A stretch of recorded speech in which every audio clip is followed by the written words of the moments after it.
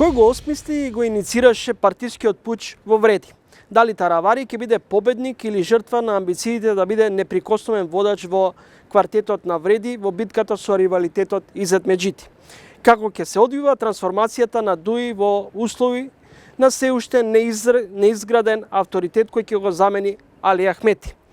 Кој ќе го замени и дали има шанси? Може ли интегративците да се вратат во игра на следните локални избори? Овие прашања и дилеми се доволна провокација за разговор со универзитетскиот професор Сефер Тахири. Господине Тахири, кои се според вас првичните потези кои ги иницираше Таравари со потегот да се дистанцира од Вреди и да започне соло политичка игра? Ти благодарам, Гора, за можноста да разговараме во Чаршија, и тоа е доволен мотив да констатираме дека фактички, за жал, во нашата држава политиката и во албанскиот политички блок станува чаршиска. Да не кажувам пазарџиска, бидејќи тоа може да се свати во негативна смисла. Идејата ми е дека ако порано, бидејќи ние сме ги следеле процесите одамна, имаше некаква принципиелност во политичкото действување и во албанскиот политички блок, сега преовладува прагматизмот, односно политичките партии на албанците. Тука мислам на сите, без да одвоем една, стануваат и на некој начин действуваат само како изборни политички партии. Всушност тие и се изборни, ВМРО, ДПМН и СДСМ не се нешто подобри, особено партијата на власт, партијата на Мицкоски, но мислам дека политичките партии на албанците го докажуваат со конкретни потези. Тоа значи дека Алијанса на албанците, предводена од Арбен Таравари, значи действува во моментот аритметички на политичката сцена. Бидејќи ако со Вреди настапуваше на локалните избори, проекциите беа дека може да остварува победа, да речеме, во 2 или во 3 општини. Со договорот кој што е со Демократската унија за интеграција.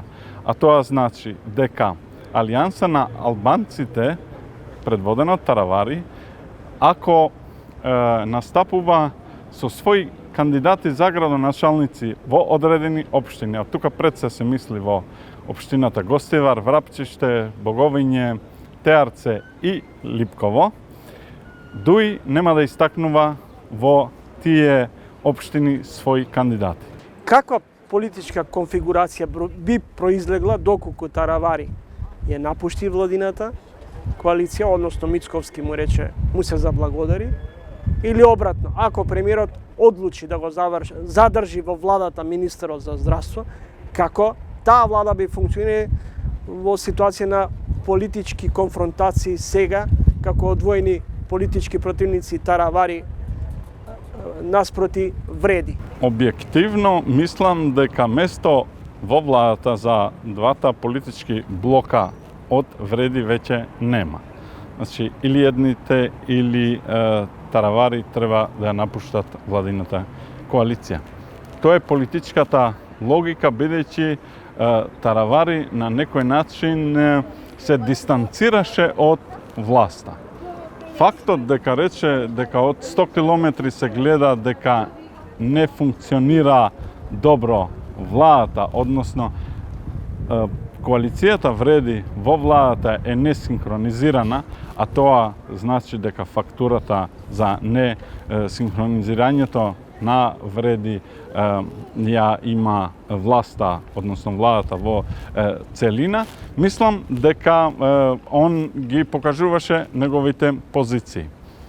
Приближувањето, односно договарањето со ДУИ е исто така еден доволен показател кој што мислам дека му дава одврзани раце на Мицкоски да одлучува за отргнување на алијансата на албанците од владата, бидејќи главниот мотив, односно главната поента на минатите избори на Мицкоски, на партијата ВМРО ДПМН беше дека ДУИ има голема одговорност за лошата политичка, економска состојба, па дури и геополитичката позиција, геостратешката позиција на државата на меѓународно ниво, и мислам дека тука имаше одредени констатации, заклучоци дека Бујар Османи водел лоши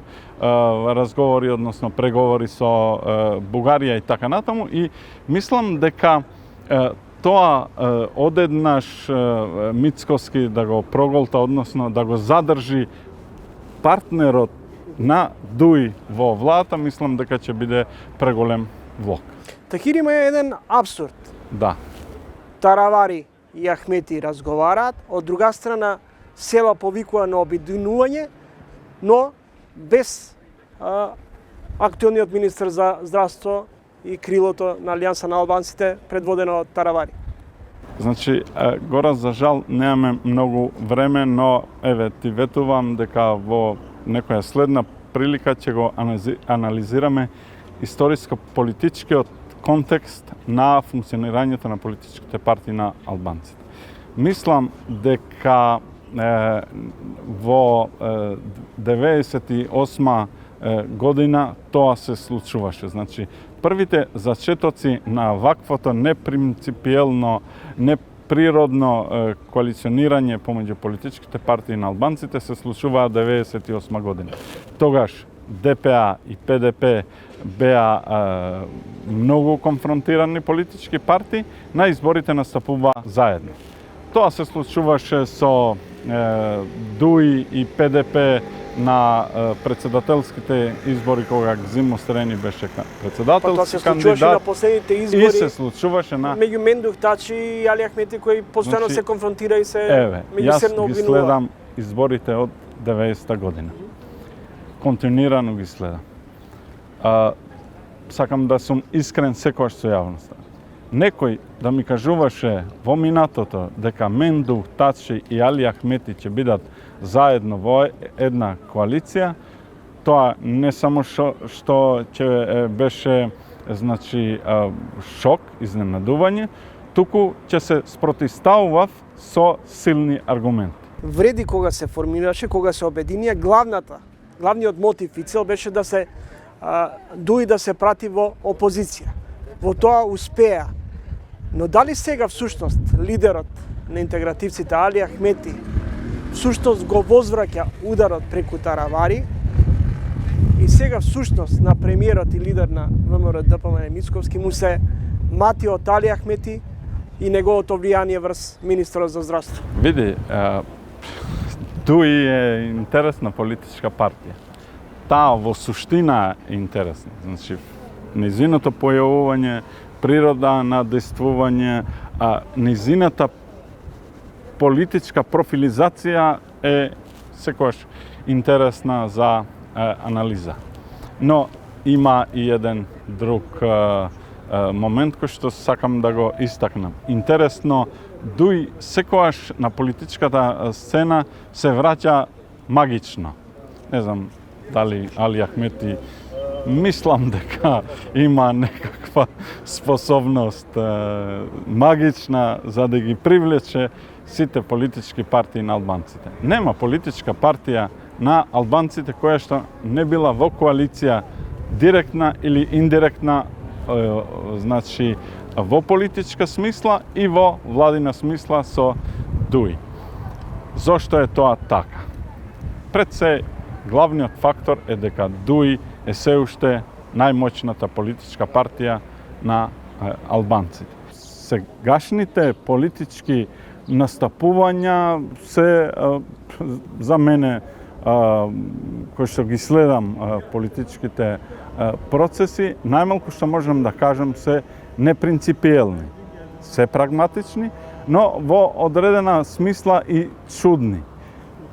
дали има влијание од други политички фактори, надворешни, за да ова се... Каква е улогата, кога споменувате надворешни влијание, каква е улогата и дали воопшто има некакво влијание Приштина и Тирана имаат? Улогата на Тирана во политичките процеси кај албанците секогаш била голема. Тоа значи дека била улогата клучна во 98 кога се случуваше коалицијата ДПА-ПДП, кога се случуваше коалицијата помеѓу овие политичките противници закоравени до крај и после станува политички партнери Тачи, Ахмети, Зијадин Села и ред други кои што не штедеа зборови за да кажуваат еден за друг и одеднаш пред албанската јавност се појавува како нов формат, како нова политичка визија. Анализирајќи ги овие процеси и платформата, да не ја заборавиме, во 2016-2017, кога Заев се враќаше, мислам, на некој начин стануваше премиер и се враќаше на голема врата на политичката сцена, улогата беше голема. Која е улогата на Приштина?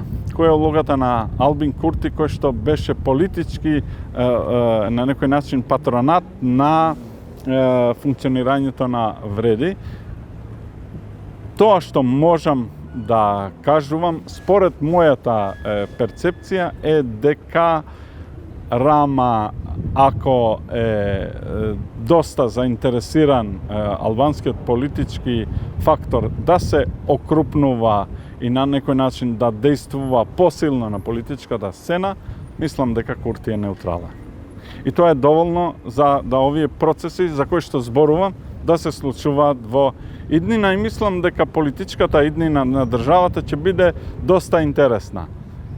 Интересна во смисла за медиумите, за нас и така натаму, но за жал граѓаните гора се уште ќе се бават со македонските албански односи.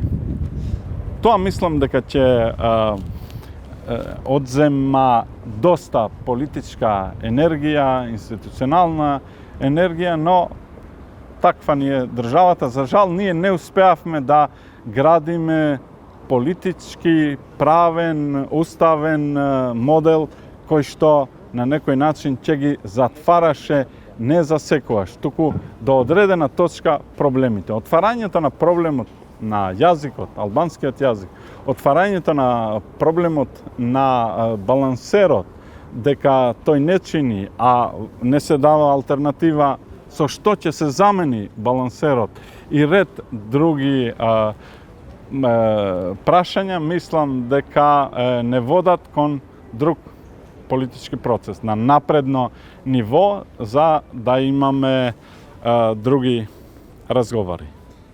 Зошто оваа мелодрама се одоговлекува? Средбата Мицковски-Таравари е најавена после празниците. Дали тоа е всушност и концепт за дефокусирање на јавноста од некои други проблеми, битката против корупцијата, криминалот, трагедијата во Кочани? Јас не мислам дека тоа се прави осмислено со некаква стратегија и така натаму, бидејќи и без да се случуваше Кочани и без да се случуваше, да речеме, скандалот со председателската на антикорупцијската комисија, овие процеси неминовно ќе беа на политичката сцена. Мислам дека се работи за тоа што велам, за поголем политички процес кој што јас го насетувам. Кога спомнувате поголем политички процес, каква разврска очекувате? Разврската би била во иднина преку некакви идни разговори помеѓу политичките партии во македонскиот блок и во албанскиот блок. Мислам, за жал, моделот кој што ние сме го избрале е добар во суштина, во нормативно правниот дел. за жал го раст. А ние мислам дека затајуваме и пречките ни се во делот на спроведувањето на правата кои што се индивидуални, кои што се колективни. Мислам дека има страшен отпор од структури, да речеме,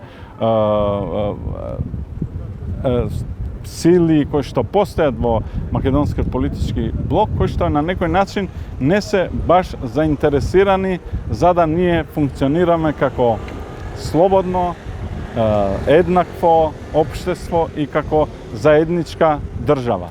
Исто така има голем број на политички структури, да речеме, значи сили, групации кои што во албанскиот политички блок не се баш заинтересирани за да функционира заедничката држава, и мислам дека тука се прекршуваат копјата и тука имаме проблем. Благодарам за разговорот. Го завршивме разговорот со проблем, се надеваме на решение во иднина. Ми беше драго што разговорот го снимавме и го реализиравме во старата Скопска чаршија. Исто имено. Благодарам.